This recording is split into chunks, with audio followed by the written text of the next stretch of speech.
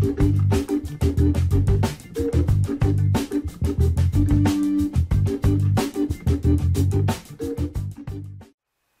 ManCavians, this is Bob for the Bob's N Scale ManCave, and today we're doing a review on the Atlas 64-foot Trinity Reefer that just came out. It's in the Masterline freight car series, and it looks pretty good.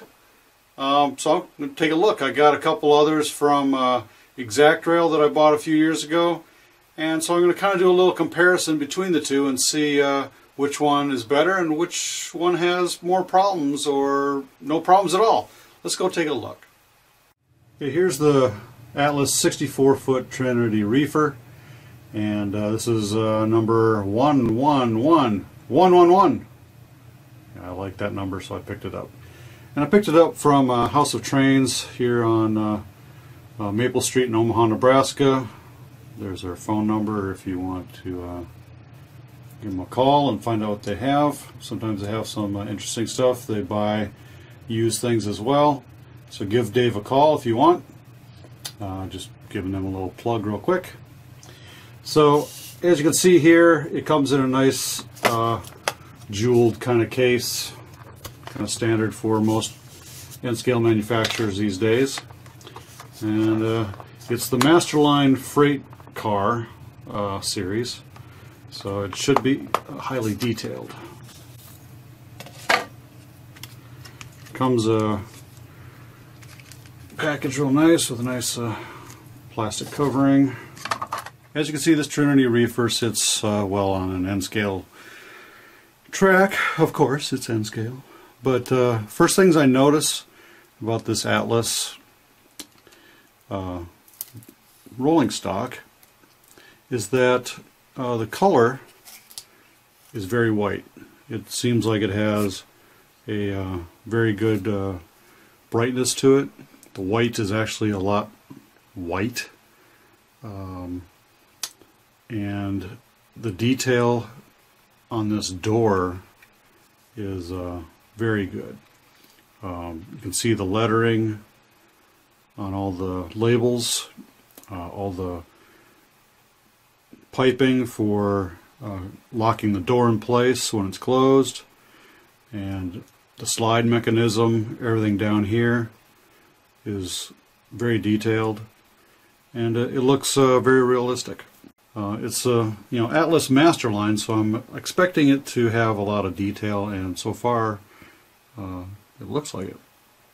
You got a lot of little labeling down here, load weight down here, that Armin, and then I've got all ones. The UP shield is nice and colorful. The color jumps out at you. All the labeling looks like it's in the correct places. I won't know for sure until I actually look at a picture of one of these and actually compare it. Or you can do the same thing if you want to. But by first look, it looks like it's very prototypically correct. On top, you have this ribbing right across the top here. It's all raised. It looks like that's accurate as well. On this side, you've got the grill here on this refrigerator unit, and it's raised pretty good, and it pops out as a detailed item. And you get the good labeling down here and a coupler. The handrails are pretty stiff, so that's good when you're handling these things to not break them off. This other side looks basically the same as the other side, except, well, it's the other side, obviously. And here's this back side, and you got a wheel brake right here. Some good lettering. This is excess height car. Some more detailed lettering in there if you want to zoom in on that if you want. I don't know if I can. And on the bottom of the car, Got a lot of brake line detail under here.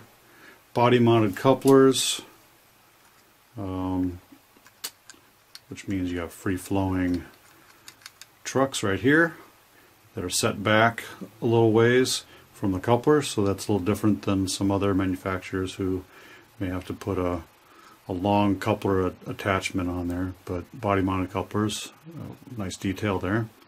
Metal wheels, and on these wheel details you have on the trucks the blue roller bearing end caps, and that's a nice detailed touch right there. Let's take a look at the ExactRail version of this 64-foot Trinity car. Now they look pretty much identical. You know, stack them on top of each other, they look pretty much the same. Could be the same manufacturer, but there are some differences. And the first thing that I can see is the paint is different on the ExactRail. ExactRail is on the bottom, Atlas is on top. Now if you look at the Building America and the UP Shield, you can tell that this one has a lighter red to it and lighter blue than this one up here. And it's hard to tell, but I noticed that the white is a little bit darker than this other white. And like this yellow is bright yellow along the safety markings down here. They're more of a lighter yellow than these up here, which are more of an orange and a darker yellow. And so it does stand out as different, but basically they look prototypical on how they put it all together and how they labeled them. Now a lot of reasons for the different color and paint could be based on the photographs that they had. Sunlight has a different effect. The age of this car could have basically wore out the paint color on it when they took the picture. It wasn't a brand new kind of color. The shield actually looks a little bit smaller than this Atlas one up here. So there is some differences there. All in all, it's a minor difference, and I don't see a whole lot of problems with that. Now if I go to the ends, you can definitely tell that the Atlas one is darker black than this one down here, which is more of a charcoal gray or a charcoal black. This is more of a direct black.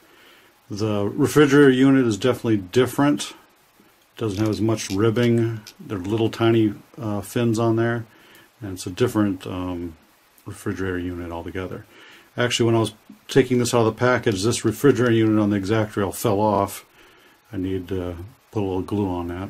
Something to note. And other than that, everything looks about the same. I do notice that the steps on these down here above the coupler are different. This has got a wider stand for maintenance and that wheel brake.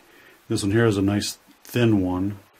I'm not sure what the prototype actually looks like. It could actually look more like that one, but you know, all in all, it doesn't really matter. They look pretty much identical on the ends there.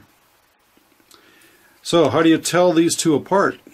Well, here's an easy way. Atlas puts a bolster pin in on their trucks. It's just pressed in.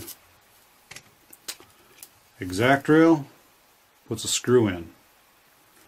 And so that is the easiest way that I can tell between the two.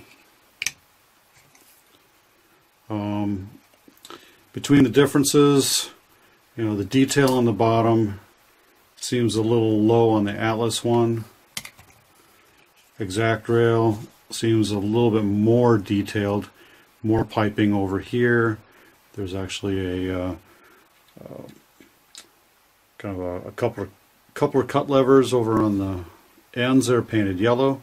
The Atlas one does not have those. So there's definitely some differences on the bottom of these cars that are different.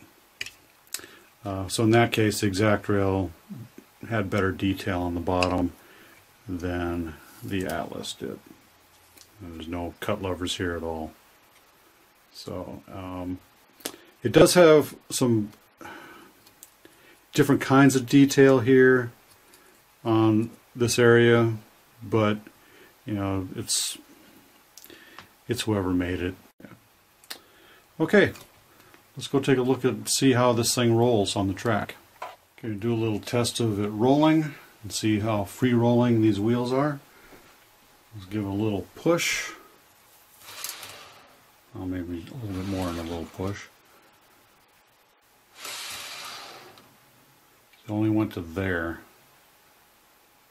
It was just a light push. So, in comparison, sure, this is a lighter car, I know. It's a lot lighter, but let's see the free rollingness. And that went all the way down there and actually coupled up with the other one. It's not as free rolling of a car as these microtrains ones are.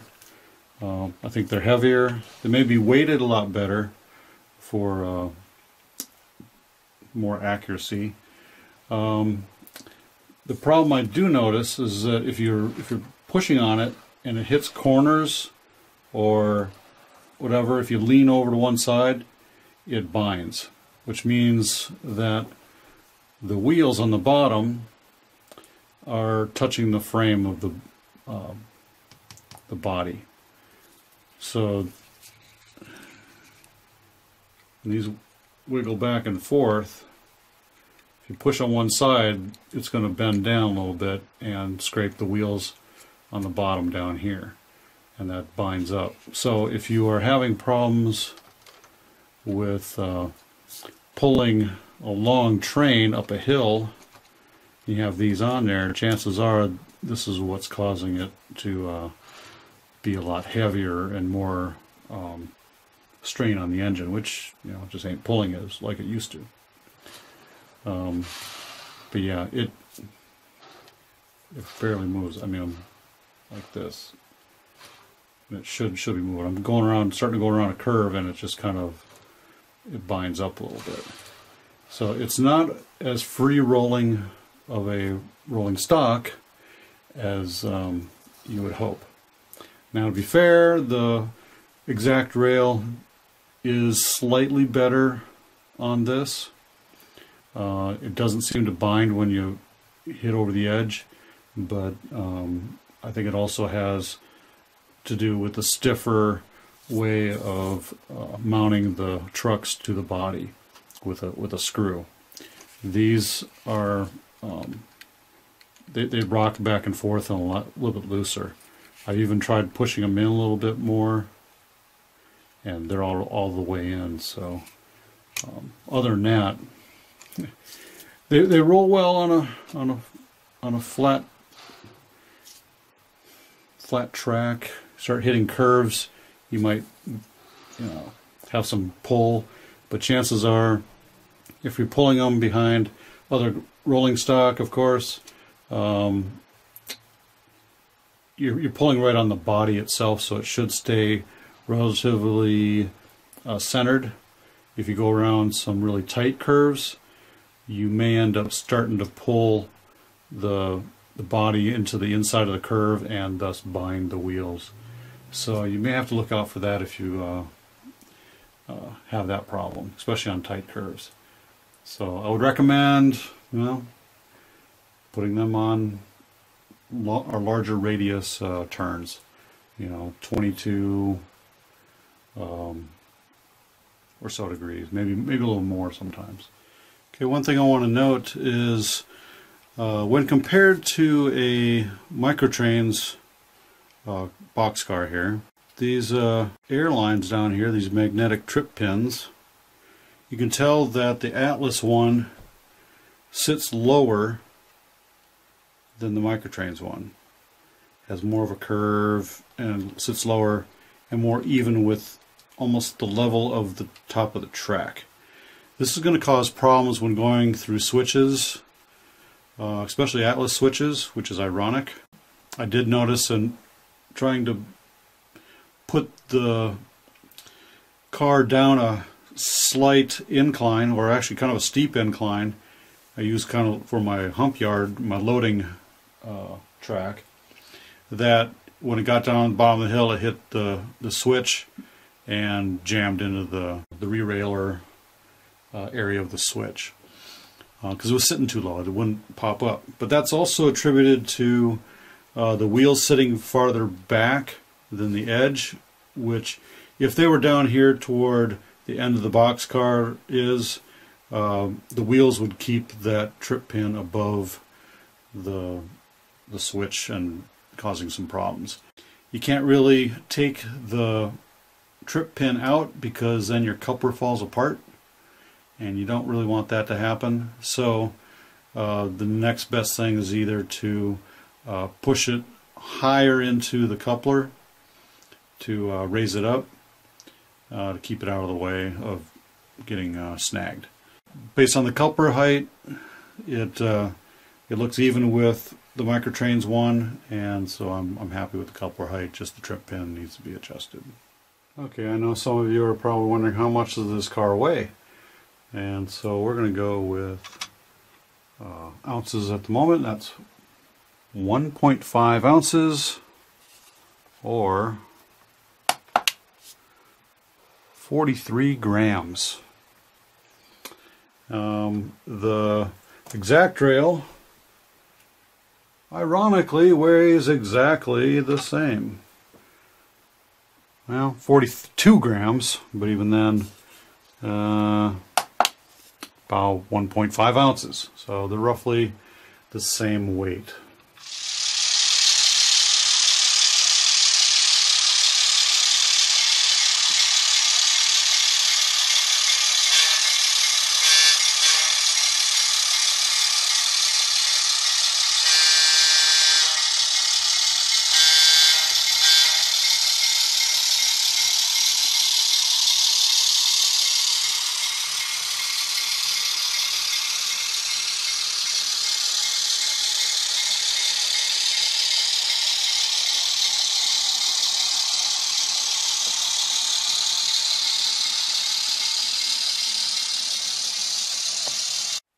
So there you go, ManCavians. That's been my review of this Atlas 64-foot Trinity Reefer in N scale. It's a very good looking model, and I found that it was prototypically accurate. It looks just like the real thing, probably some minor changes here and there, but what I did see was that it looked just like an ExactRail version of it, except for the bottoms and the refrigerated end. Everything looked pretty much the same. Differences in color, and that's about it. The coupler trip pins were a concern for me, being a little bit too low and catching on to switches and so forth that you have in the track. Push them back up. Don't take them out, because I believe your coupler will come apart, and then you just get all mad and replace it with a Microtrains one in the first place. So the other thing is the wheels probably rubbing on the frame if it goes around a corner too tight, and it gets a little bound up toward the inside of the turn and snags so much on the wheels that they stop and it just falls in the inside of your radius. That's probably not what you want to have happen, so just be careful with that. It may or may not happen. I'll be running around my layout just to see what happens, see if I get any binding and so forth with a lot of load behind it. You can get this at your local hobby store for around $28. Probably MSRP is around $35, and so you know, I don't like paying MSRP if I don't have to, you know what I mean? So do your shopping and pick some up. I think there's a number of different road numbers that they have right now. I haven't looked how many there are, but you can check the Atlas website or your local hobby store to find out exactly which ones you want. I'm guessing there's probably 6 different road numbers. That's usually a good number. And, as you notice, I've got a brand new backdrop, nice rock wall, and also got a limestone rock wall. And I got these backdrops for Christmas. Thank you, my wife. And you know, I'll keep them up for a while, use them here and there, swap it out, give you some interesting things behind me to look at. So, till next time, guys, hope you enjoy, and happy model railroading, and stay off those tracks. Bye. So if you like what you saw here today, go ahead and click subscribe down here below, or follow my Facebook, Google+, Twitter, and my Instagram, links down here below in the comments. Also, click on one of my other links for videos as well. As always, ManCavians, happy model railroading, stay off the tracks. Bye.